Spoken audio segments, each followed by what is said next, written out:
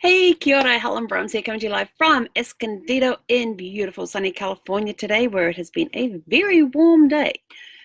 It was it got quite warm here in Sparkles, and we had just about all the windows open today because it was just so warm, and there was this beautiful gentle breeze blowing. It was a gorgeous, gorgeous day. So, if some of you read my Facebook post today, you will see that a certain puppy seems to think that at the end of snuggle time that we just stay snuggled for the day. And I'm just like, no, you got to go out at times. And so I told her it was time to get moving. She lifted her head, looked at me, and then frowned at me and like gave me this really bad look, and then puts her head back down and goes back to sleep. And I'm sort of like, okay, fine. So I start moving. I'm busy getting dressed, and all of a sudden she's up. She's like running up and down, and she's whining, and she's going to the door, and she's whining, and she's coming back into me. I'm whining. Like, she wants out now. I'm just like, you're going to have to wait. So we finally took her out for a walk and everything else, and that was fine. The day's going along fine. And then I had to take the trash out. So as I normally do with her, and I had the door open, but I had the screen door closed. And as I normally do with her, is I tell her, I'm going to take the trash out. I'll be back. Be right back. And she knows as soon as I go towards the front of the RV, after I close the screen door, she goes and runs and jumps up onto the couch and looks out the end window so she can watch me, because the trash can's basically right outside that window. And so I put the trash in the can. I could see her outline in the window, so I knew she was watching. I walked back around. She comes and meets me at the door like she normally does. And I open the door, and I go, and the next thing I know, this blur flew past me. I was like, oh, crap. Zeffy's got out. And I'm like, shit. And so I just get to the door there, and I stand there, and this dog will go from 0 to 60 in like 2 seconds. She's either on or she's off. She has no in between speed unless you're walking her on a leash. But she just took off, and she ran out into the street area of the RV park. And I turned around and I went, Zeffy, come. And she comes, and she does this big turn and comes flying back towards me, flies right past me, around the whole RV, then comes back around the front, and I go, come here. And so she comes running over to me, and then suddenly diverts off through the bush into the neighbor's site, runs this big circle, and I called her again. I said, Zeffy, come. And she comes running back at me, and again, takes off, and this time goes into the neighbor on this side.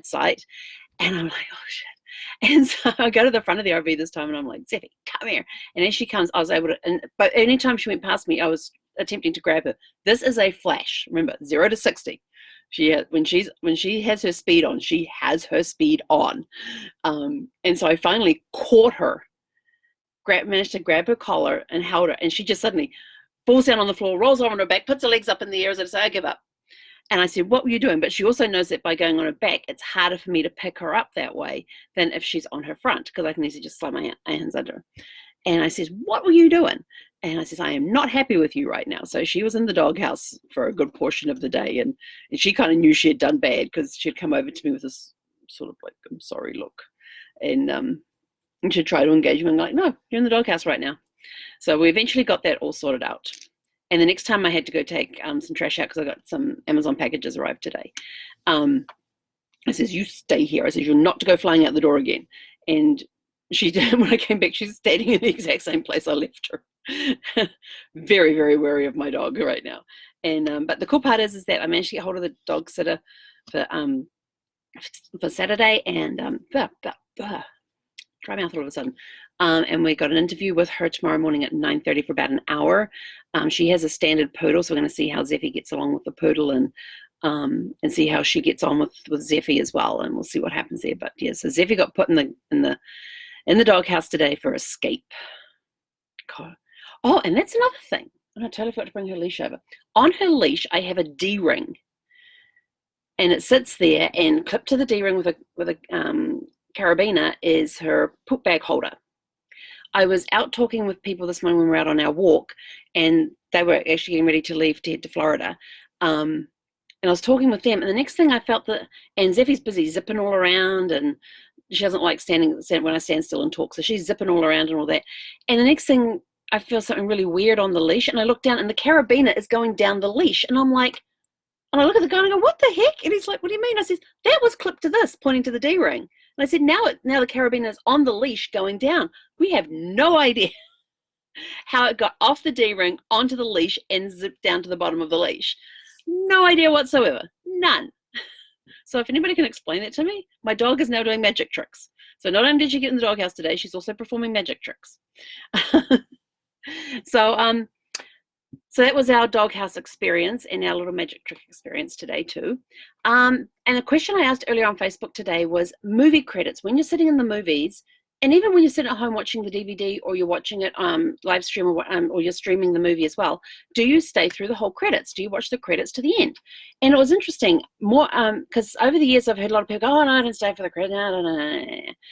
And so I thought, well, this would be interesting just to ask. And for some reason in Facebook, I couldn't do a poll. So I was like, okay, we'll just ask the question.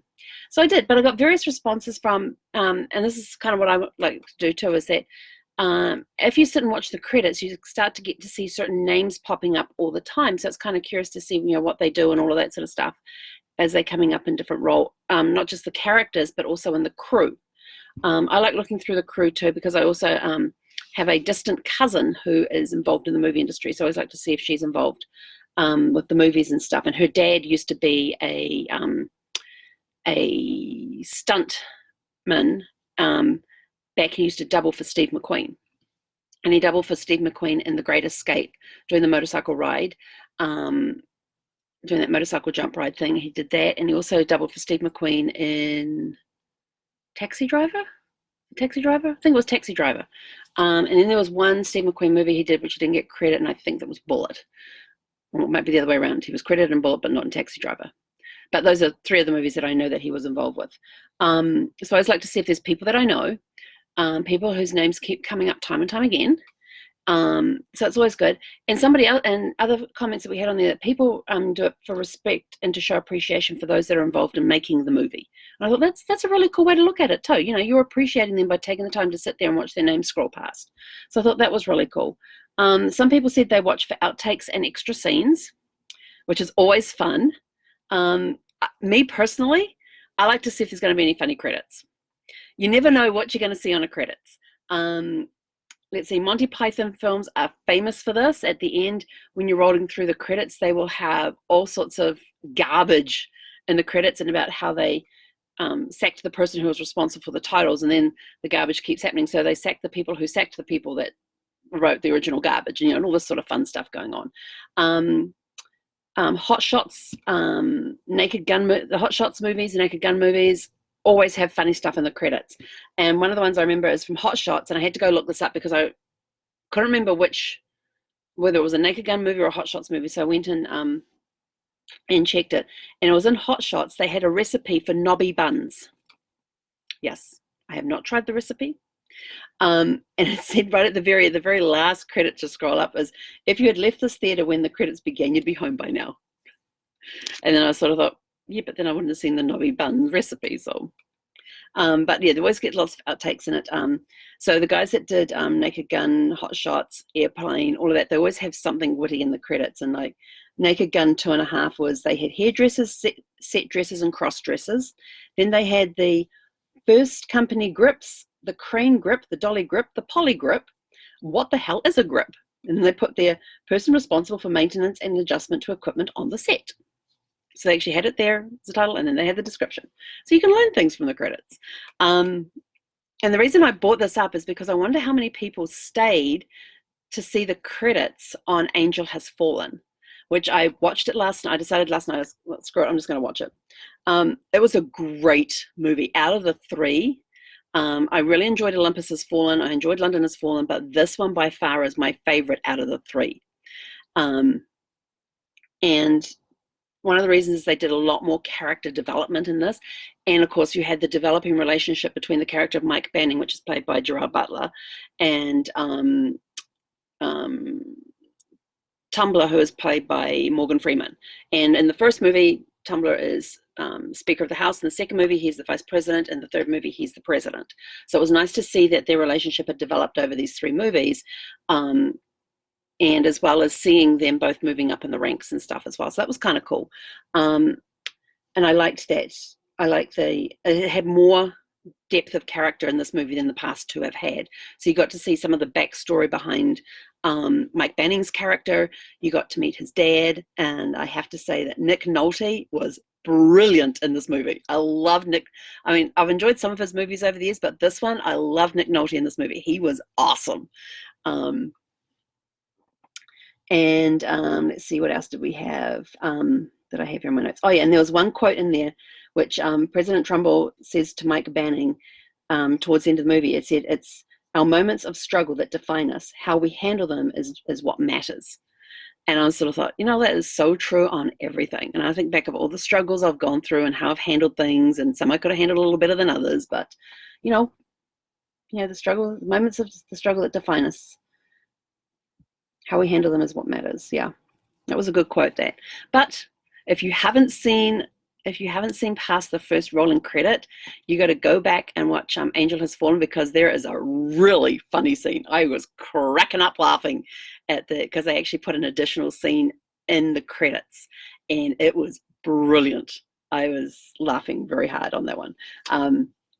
But I watched the making of it. They've got several of them there, and one of them was Even Heroes Fall, and they had Gerard Butler and Rick, what was his name?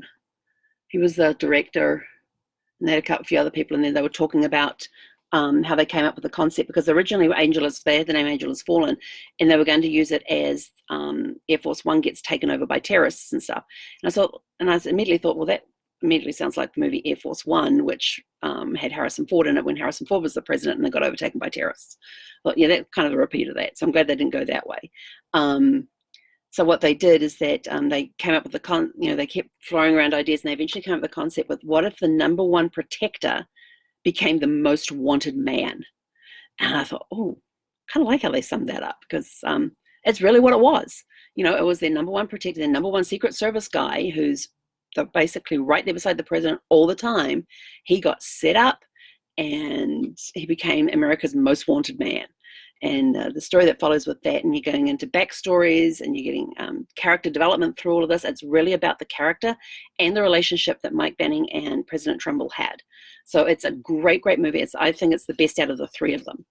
So if you get a chance to watch it, it came out in 2019. So if you get a chance to watch it, great, great movie. But anyway, what's Kathy got here? I like to see if I know anyone who worked on the film. Yep, I like to see that too. She loves Gerard Butler. He's probably the only guy in the world she would marry. Wasn't that nice to know? Awesome. Is he married? Is he not married? I have no clue. All I know is that he was really good in this movie, and it's one of the better ones out of the three Fallen movies that I have seen, that I really, really enjoyed that. So I have watched all three of them in sequence this time. And so, yeah, because the first night was Olympus. Then I did that last week. Then I did London Has Fallen, because I was trying to figure out, one of the things that they said in the making of it is that, we've done the White House, Olympus Has Fallen. That was the White House getting taken over. Then they destroyed a city with London Has Fallen. And they sort of thought, what's next? Tokyo Has Fallen. And Mike Banning and Gerard Butler did not want to get into that type of a franchise. And so that's when they were coming up with other ideas and stuff, and how they came up with taking the number one protector and making him the most wanted. So it was a really cool storyline. So if you get a chance to watch it, go watch it. But stay through the credits. Because there is a hilarious scene that they tuck in there, and it just cracked me up. But anyway, that's it from me. Tomorrow you will hear how Zeffie's interview with the dog sitter goes. What else is on tomorrow? Well, tomorrow I'm going to have to be on at a different time, because I have my writers group on tomorrow, and we usually don't finish till like around 8:30, 9 o'clock. So yeah, I might be on a little earlier tomorrow, like around 4 or something. But which means I gotta go do some writing. I have to print off some stuff. Gotta find a new black ink cartridge first. So not only do I have to go do the interview with the dog sitter, excuse me, I gotta get an ink cartridge for my printer. Excuse me, what's going on here? And see, so I can print off my stuff for the writers group tomorrow night. But anyway, have a super fantastic sparkling evening. I don't know what I'm going to go do now. May watch a movie, may watch a TV series, may not watch anything and just sit and read. Maybe I'll put an audio book on and crochet. No, that's not enough occupation. Usually I listen to an audio book while I'm walking or driving, because my hands are busy, my eyes are busy. Yes. Anyway, have a super fantastic sparkling evening. We will catch you guys tomorrow. Hei konera.